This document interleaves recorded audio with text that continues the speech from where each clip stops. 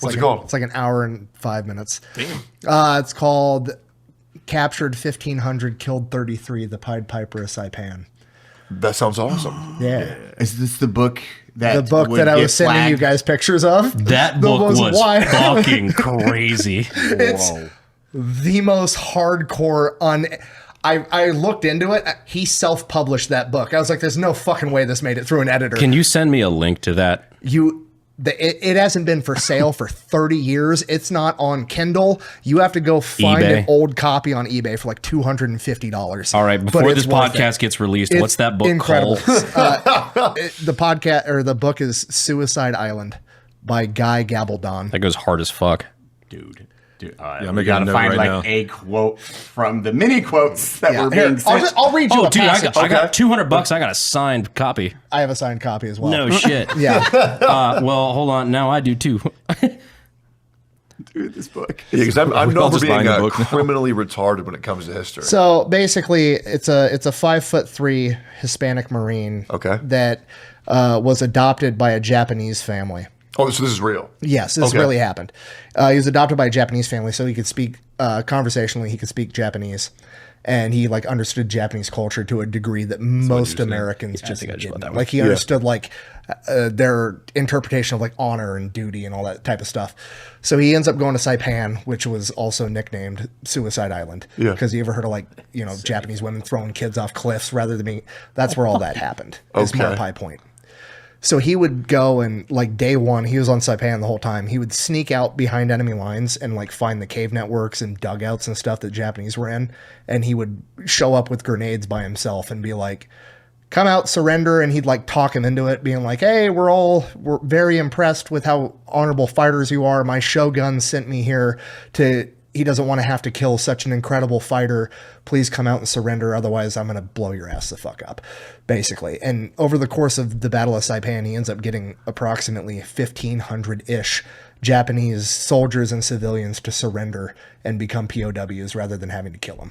Oh, wait. So that's kind of cool. It is super cool. Oh, yeah. He's also... he has one story where he comes up to a... So, like, usually he has a drop on these guys because, like, he's at the mouth of a cave with a gun. Yeah. And he's got grenades. And he's, like, calling in. And on How one many mission... grenades? 3. Bag of them. Why are you laughing, Nick? No reason. He comes up on this farmhouse surrounded by sugarcane fields. And he's, like, kind of scoping it out. And there's a fucking Harley out front. Okay. Yeah. And he's like, oh, fuck. I love riding motorcycles back home. I'm going to be the first American on Saipan with a Harley. This is going to be fucking dope. So he like does a full circle hiding in the sugarcane field, sneaking around this farmhouse. And when he comes back around from the backside, there's 3 Japanese soldiers standing by his Harley. And I'm just going to read you what he said in his book. And then one of them sits on my Harley. I don't like that. He then proceeds to shoot that guy in the head. And then mag dump his 2 buddies to steal their Harley. Crazy. He used the word them. Right there he did. He had some other colorful language in a lot of other parts of the book. Yeah.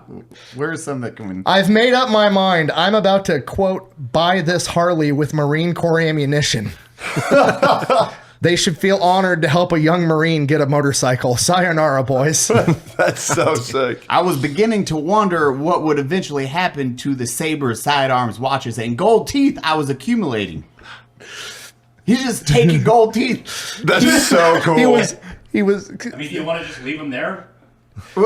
He was running around Saipan every time he found a Japanese soldier, like whether he took him as POW or had to kill him in the cave because they wouldn't come out. He would confiscate or take off their corpse, their medals, and he was just wearing all their medals on his fucking uniform. Okay, so is this guy a psychopath or is he really cool? I mean, I think he was pretty cool, but I mean, I think he's pretty cool too. he talks about it a lot. Like, basically, his perspective is he doesn't hate Japanese people because they're Japanese. Like, he hates the Imperial Japanese because they got his family put in concentration camps in America. Because, like, that's what happened to his adopted family. They got put in concentration camps. That's for people who have ADD? No. Oh, okay. No. Yeah, America put 150,000 Japanese Americans in internment camps in World War II just because they were Japanese. And Who did that?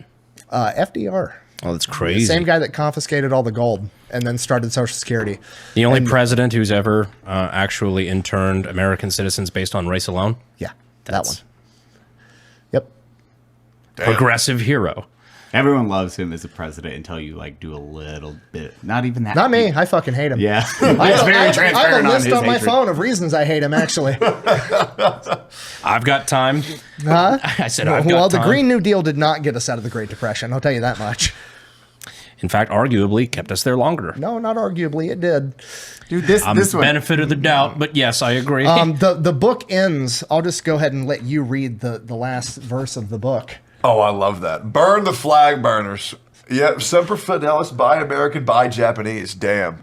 Damn! Oh, damn! Because it's like, buy, that's smart. Yeah. Buy, B-U-Y, American, dash, buy, B-Y-E, Japanese. Damn, bro. That's hard as fuck. This one. I didn't know what the Geneva Convention had to say about war booty, and I certainly didn't give a rat's ass what they said. Dude, that's just like, man, fuck that thing. Loot. Fucking major loot drops over there. Dude, this is white loot. This is trash.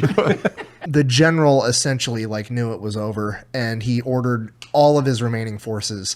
We're just going to launch a gigantic bonsai attack, run into Marine Corps machine gun fire, and ordered all of his men to take 7 Americans with him. And a bunch of Americans died, but it was like 20-to-1 kill ratio. They just slaughtered these guys running. I mean, you're just bayonet charging a machine gun line of Marines. Like, it's not going to go well. And a bunch of people that survived fled back to these cave complexes, and Guy had went out the night before not knowing they were launching this giant attack. So he's like up on a hill and oversees this battle.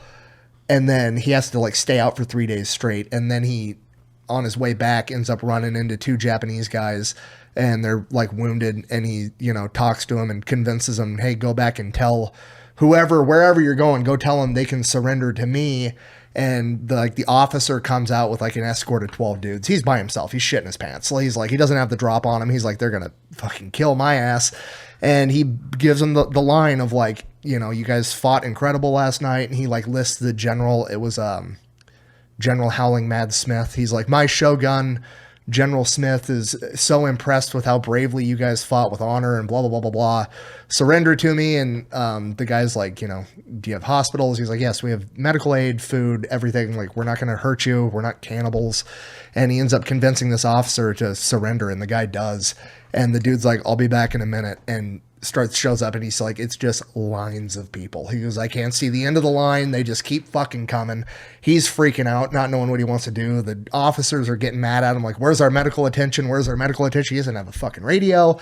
And like, as fate would have it, the Marines are advancing, and the Japanese start, Marine. And he like turns around and like has them all take their white undershirts off and start waving them. And then he gets out where they can see him, and he waves. And Marines come tearing up with a Jeep, and he like tells them what's going on. And like, they get a bunch of Marines in there to start processing, and it ends up being like 800 Japanese people that he got to surrender. Also, Jesus. I momentarily forgot I wasn't watching a fat electrician video. Dude, the level of stress just with 800 people that you are by yourself, terrifying. Fuck that, bro. Dude, terrifying. You're like, fuck, okay, hold it together, man. These were the same dudes that were just bayonet charging your position, willing to die to kill you. Right. Yes.